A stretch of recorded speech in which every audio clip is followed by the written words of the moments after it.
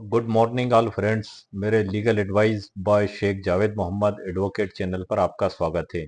आज का video motor यान अधिनियम 1988 की धारा 149 और 150 से भी संबंधित है और ख़ास तौर से गाड़ी मालिकों के ऊपर ये मेरा वीडियो है कि यदि गाड़ी मालिक डॉक्यूमेंट्स कंप्लीट नहीं रखेंगे तो बीमा कंपनी डायरेक्ट उनसे क्लेम राशि वसूल कर सकती है।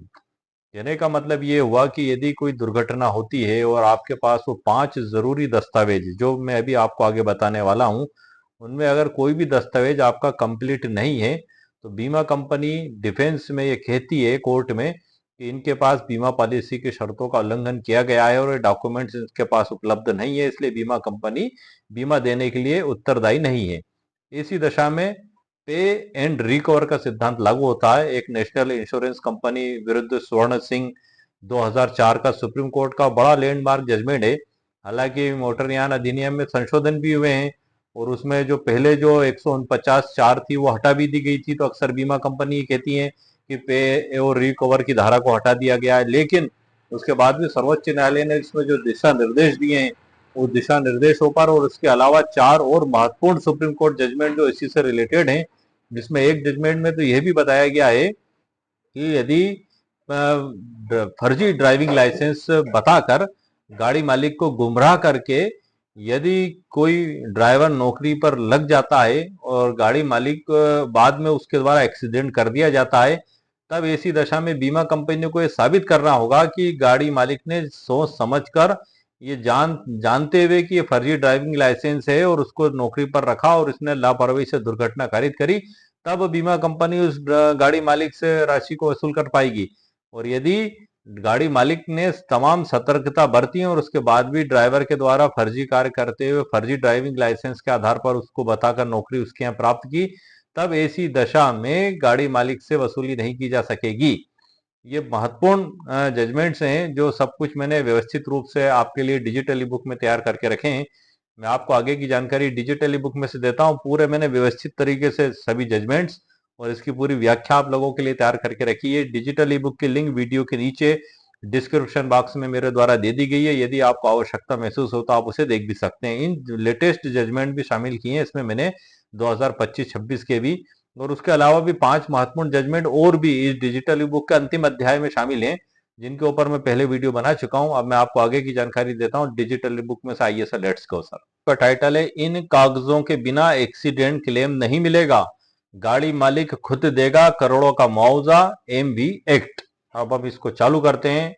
मोटर व्हीकल एक्ट संशोधन 2019 प्रभावी 2022 की धारा 147 रिक्वायरमेंट ऑफ पॉलिसीज के बारे में बताती है और धारा 14150 150 duty of insurance to satisfy judgement and awards के बारे में बताती है।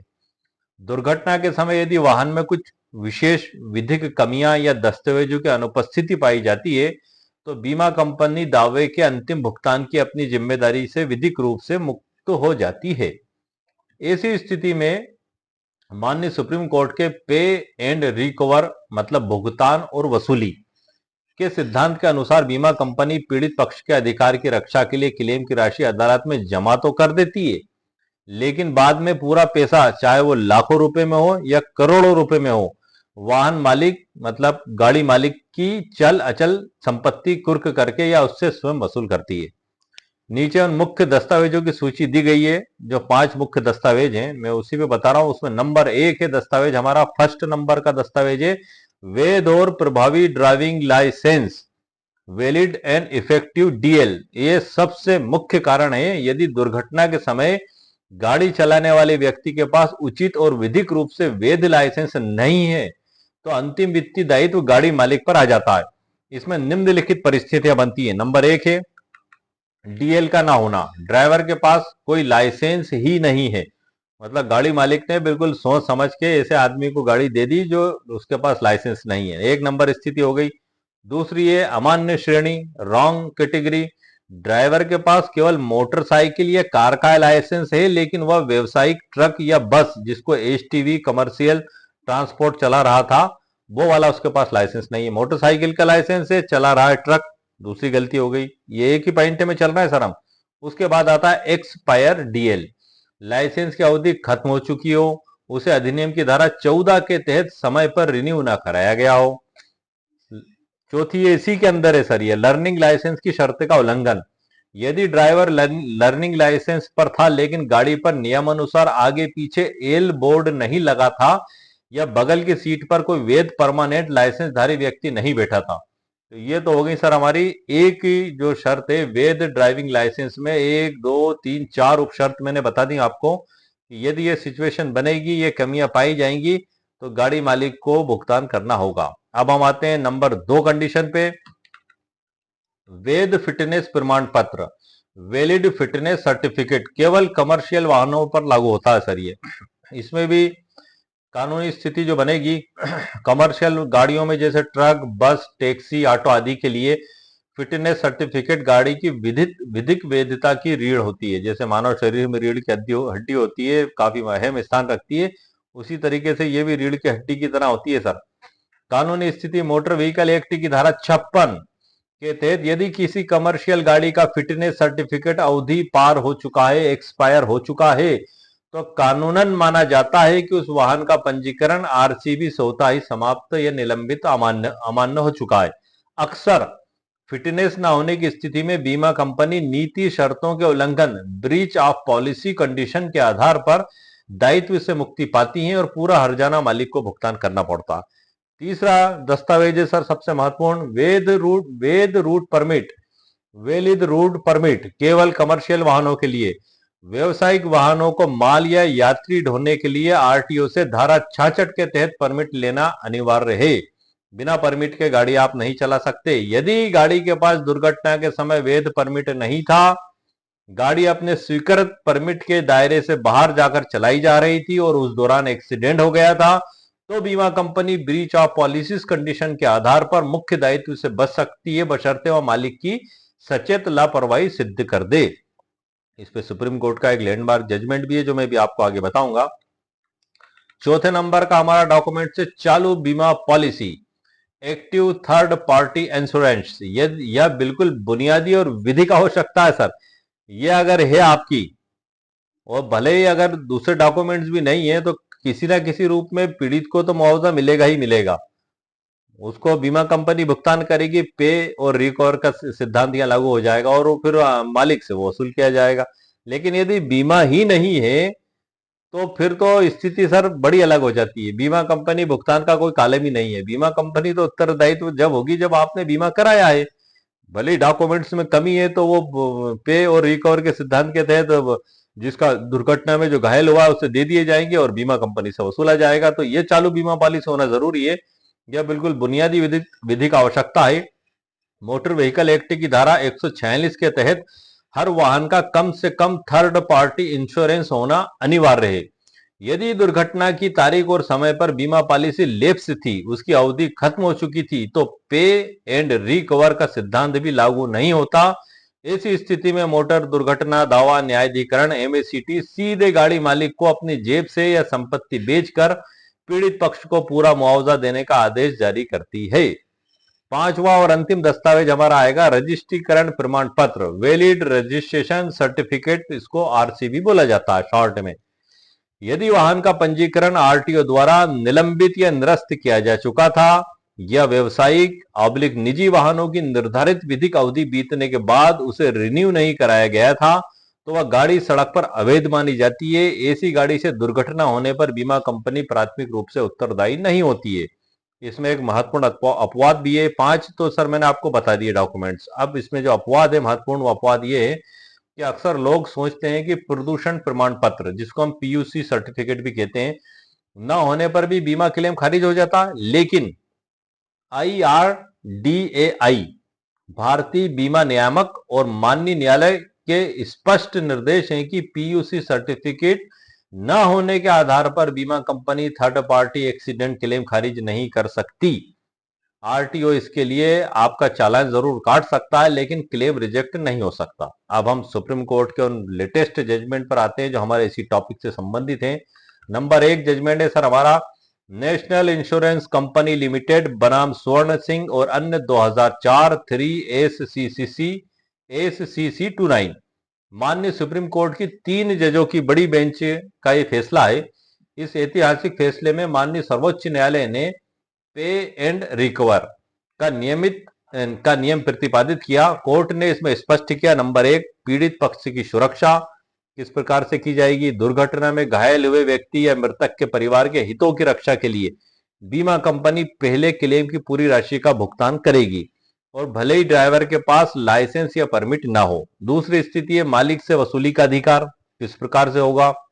भुगतान करने के बाद बीमा कंपनी को अधिकार, राइट टू रिकवर का जो अधिकार है, मिल जाता है कि वह क्लेम की पूरी धनराशि वाहन के मालिक से वसूल करे। इसके लिए उसे क्लेम कोर्ट से निष्पादन करवाकर मालिक की संपत्ति कुर्क की जा सकती है।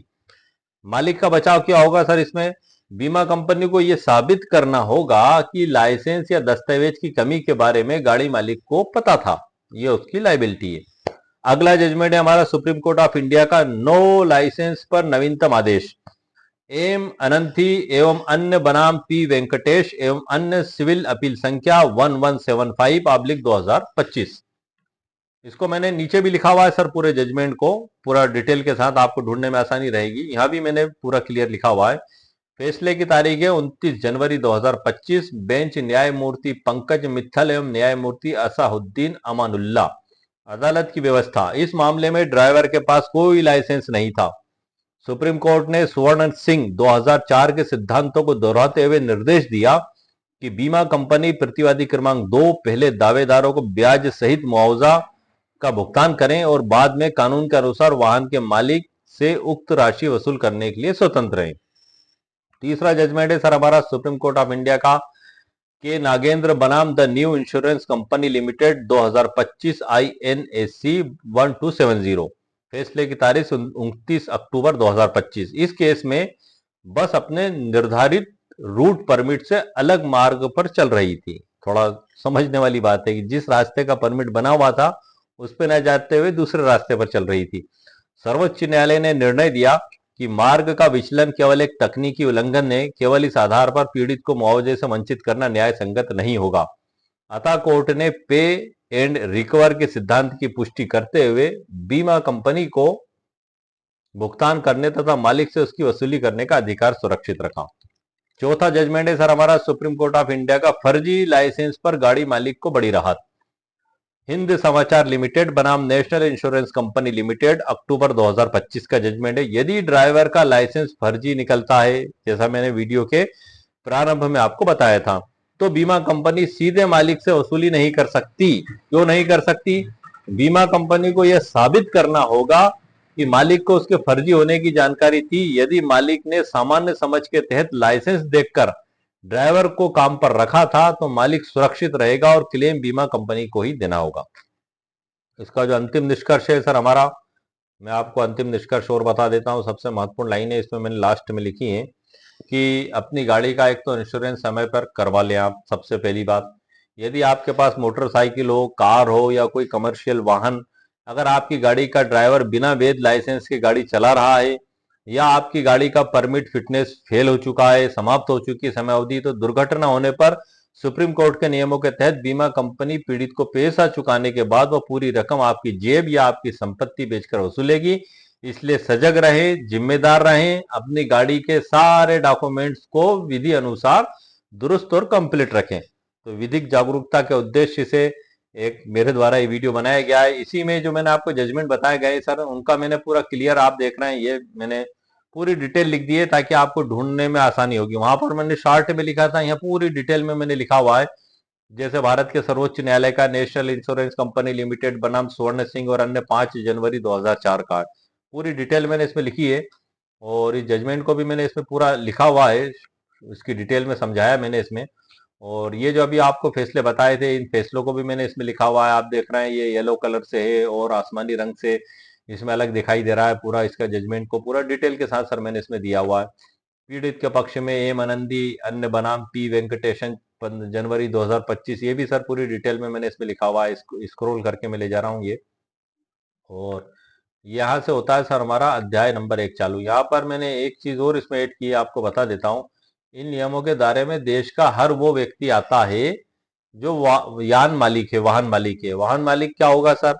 जो इस अधिनियम की धारा की उपधारा 30 में जो परिभाषा बताई गई है उसके अनुसार रजिस्टर्ड हर मालिक इसके अंतर्गत आ जाएगा, चाहे वो मोटरसाइकिल है, चाहे कार है, चाहे ट्रक है, चाहे बस है, चाहे जो है कि लोडिंग गाड़ी है, जो भी रजिस्टर्ड यान है वो सब इसके अंतर्गत आ जाते हैं। और अक्सर दो पहिया और कार चालक मालिकों को यह गलत फहमी होती है कि पे एंड रिकवर का यह करोड़ों रुपए की वसूली वाला नियम सिर्फ बड़े कमर्शियल या ट्रकों या बसों पर लागू होता है। तो वो तो ये वाहनों पर होता है सर, वाहन में सभी आ जाते हैं। क्योंकि मोटरसाइकिल और स्कूटर के मालिकों के लिए क्या जोखिम हो सकती है कि आमतौर पर लोग सोचते हैं कि मोटरसाइकिल से क्या ही बड़ा एक्सीडेंट होगा। एक राय रहती है, अगर किसी मोटरसाइकिल से किसी पैदल चलते व्यक्ति को टक्कर लग जाए, वह अपाहिज हो जाए या उसकी मृत्यु हो जाए तो कोर्ट 15 लाख से 50 लाख तक का मुआवजा तय कर सकती है। जैसे कि हंसराज बनाम मुकेश नाथ, 6 मई 2026 का लेटेस्ट जजमेंट है। इस पे मैंने स्पेशल वीडियो अभी 4 दिन पहले ही मेरे चैनल पर अपलोड किया है। उसमें एक 14 वर्षीय बालक मोटरसाइकिल पर बैठकर जा रहा था और ट्राली से टकरा गया पीछे। 100% डिसेबिलिटी आई। लोअर कोर्ट ने 7 लाख कुछ हजार का मुआवजा दिया, हाई कोर्ट में गए, हाई कोर्ट ने 12 लाख कुछ हजार कर दिया, सुप्रीम कोर्ट में गए, वहां से 56 लाख कुछ हजार रुपए का मुआवजा उसका किया गया। सर बड़ा लेटेस्ट जजमेंट है ये। तो ऐसा हो भी सकता है, मतलब 50 लाख क्या उससे भी ज्यादा का मुआवजा हो सकता है सर। ये हालात और परिस्थिति के हिसाब से इसमें डिसीजन दिया जाता है। तो मालिक का फंसेगा इसमें यदि आपने मोटरसाइकिल अपने किसी ऐसे दोस्त या रिश्तेदार को दे दी जिसके पास ड्राइविंग लाइसेंस नहीं था, या वो नाबालिग था और एक्सीडेंट हो गया। इसका अंतिम परिणाम जो होगा कि बीमा कंपनी पीड़ित को तो 20 लाख दे देगी, लेकिन अगले दिन वह 20 लाख सीधे आपकी गाड़ी मालिक की जेब या बैंक खाते या घर या जमीन कुर्क करा के वसूली की कार्रवाई चालू कर सकती है। दूसरा है प्राइवेट कार मालिकों के लिए जोखिम क्या होगी। कार एक्सीडेंट में मुआवजे की राशि अक्सर बहुत मोटी होती है, कई बार करोड़ों में, क्योंकि कार की स्पीड ज्यादा होती है। मालिक का फंसता है इसमें, कार का इंश्योरेंस फेल हो चुका है, कार प्राइवेट है लेकिन मालिक उसे किराए पर चलवा रहा था। तीसरा है ड्राइवर का लाइसेंस एक्सपायर था या फर्जी था। इसमें स्वर्ण सिंह जजमेंट के तहत बीमा कंपनी को भुगतान का आदेश देगी और बीमा कंपनी वह पूरी रकम कार मालिक से रिकवर कर सकेगी। कमर्शियल वाहन, ट्रक, बस, डंपर, टैक्सी, इसमें जो जोखिम है कि बड़े वाहनों के मालिकों पर सबसे ज्यादा विधिक जिम्मेदारी होती है, क्योंकि इनके एक्सीडेंट में जान माल का नुकसान बहुत बड़ा होता है। मालिक कब फंसेगा इसमें सर? नंबर 1 है रूट परमिट फेल हो गया तथा तय रूट से बाहर गाड़ी चल रही थी, जैसा कि के नागेंद्र में हुआ था। दूसरा, फिटनेस सर्टिफिकेट फेल हो गया, बिना फिटनेस गाड़ी चलाना यानी बिना आरसी गाड़ी चलाना माना जाता है। तीसरा है ड्राइवर के पास भारी वाहन चलाने का हैंडलिंग एंड ट्रांसपोर्ट लाइसेंस ना होना, जबकि गाड़ी में केमिकल या पेट्रोल भरा हुआ था।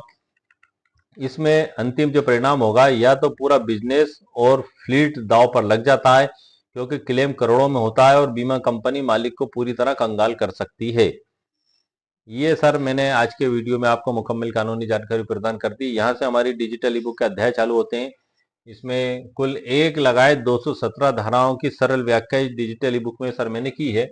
मैं आपको इससे परिचित करा देता हूँ। इसके अंत में भी आपको बता देता हूँ, इसमें तकरीबन 158 के करीब प्रश्न हैं, लेकिन जब ये इसका पीडीएफ बनता है तो इसमें कुछ प्रश्न कम हो जाते हैं। ये हमारे यहाँ ये टाइटल चालू होता है सर यहाँ से। इसके अध्याय में आपको बता देता हूँ कि अध्याय नंबर 1 में मोटरयान अधिनियम 1988 का परिचय, अध्याय 2 में है ड्राइविंग लाइसेंस और कंडक्टर लाइसेंस के बारे में अध्याय 2 में बताया गया है। अध्याय 3 में मोटर वाहनों के पंजीकरण के बारे में बताया गया है। अध्याय 4 में परमिट और परिवहन वाहनों के नियंत्रण के बारे में इसमें बताया गया है। 5 में सड़क सुरक्षा और यातायात नियम के बारे में इसमें बताया गया है।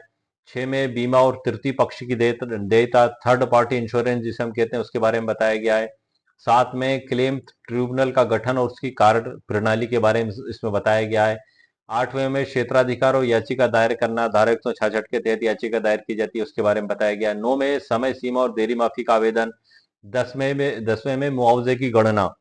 सरला वर्मा विरुद्ध दिल्ली परिवहन निगम 2009 का सुप्रीम कोर्ट का जजमेंट है, जिसमें मल्टीप्लायर गुणक का सिद्धांत की पूरी तालिका दी गई है। उसी के आधार पर न्यायालयों में उसका पालन करते हुए राशि निर्धारित की जाती है। इसी प्रकार से नेशनल इंश्योरेंस कंपनी विरुद्ध प्रणय सेठी 2017 का, ये भी सुप्रीम कोर्ट का लैंडमार्क जजमेंट है। इसमें फ्यूचर प्रोस्पेक्ट, भविष्य की संभावनाओं के आधार पर क्या राशि दी जा सकती है, वो इसी आधार पर किया जाता है। तो ये दोनों ही बड़े लैंडमार्क जजमेंट है, उनका पूरा जानकारी डिटेल इसके अंदर मेरे द्वारा दी गई है। और 11वें में 100% विकलांगता और गंभीर चोट के मामले में। इसमें मैंने हंसराज विरुद्ध मुकेश नाथ 6 मई 2026 का जो लेटेस्ट जजमेंट है उसके बारे में पूरी जानकारी दी है। 12 है सुप्रीम कोर्ट के लैंडमार्क फैसले 2026 तक के।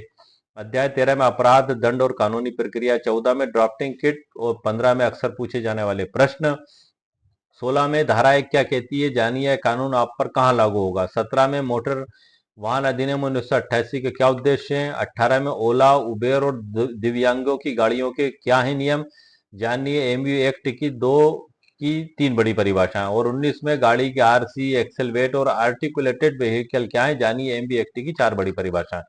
उसके बाद सर फिर यहाँ से प्रस्तावना चालू होती है। इसमें मैंने जो 3 अध्याय आपको आखिरी के बताए, इनके ऊपर मैं सब पे विशेष वीडियो बना चुका हूँ सर चैनल पर, और डिजिटल ई बुक उनकी स्पेशली लिखी भी जा चुकी है। उनकी लिंक भी उन्हीं वीडियो के नीचे जो है कि लिंक उसकी दे दी गई है, आप वहां से भी खरीद सकते हैं क्लिक करके। ये जो डिजिटल ई बुक मैंने आपको बताई है, ये इसमें पूरा मोटर व्हीकल एक्ट मैंने संक्षेप में पूरा ला के रख दिया है सरल उदाहरणों के साथ इसमें। और जो हमारा टॉपिक है आज का, वो मैंने शुरुआत में इसमें लिया है, क्योंकि आप जानते हैं मोटर यान अधिनियम 1988 की धारा जो 1 है, उसमें ये बताया गया है कि इसको मोटर यान अधिनियम 1988 कहा जाएगा। इसका विस्तार संपूर्ण भारत पर है। इसमें 1 लगाए 217 धाराएं हैं, और ये जो केंद्र सरकार राजपत्र में अधिसूचना जारी करके इसको लागू करती है, वही इसके लागू होने की तारीख मानी जाएगी। और अलग अलग राज्यों के लिए अलग अलग ये तारीखें हो सकेंगी। तो ये सारी डिटेल जानकारियां सर मैंने इसके अंदर दी हैं। और ये जो डिजिटल ई बुक है सर, इसकी कीमत 299 रुपये मेरे द्वारा रखी गई है। इसको खरीदने के लिए 2 लिंक मेरे द्वारा दी गई है, एक मेरी वेबसाइट की और एक गूगल ई बुक पार्टनर की लिंक है। वो लिंक आप भारत में भी खरीद सकते हैं और भारत से बाहर 75 देशों में भी वहां खरीदी जा सकती है। और मेरी जो लिंक है ओनली फॉर इंडिया में ही एक्टिव है, इंडिया के बाहर के लोग उस वेबसाइट से नहीं खरीद सकते हैं। वहां पर आप जाके उसकी खरीदने की प्रोसेस है, आपको खुद पता लग जाएगा। आप क्लिक करेंगे, वेबसाइट पर जाएंगे तो आपको नाम, मोबाइल नंबर, नाम और ईमेल आईडी लिखना होगी। भुगतान आप जैसे ही करेंगे तो आपकी ईमेल आईडी पर डाउनलोड का मैसेज आएगा, जैसे ही आप डाउनलोड पर क्लिक करेंगे तो डाउनलोड हो जाएगी। यही प्रोसेस गूगल ई बुक पार्टनर पर भी खरीदने की उसमें दी गई है। आपको जैसा उचित लगे आप जहां से खरीदना चाहें उसे खरीद सकते हैं। ये एक डिजिटल ई बुक है, एक नोट्स है।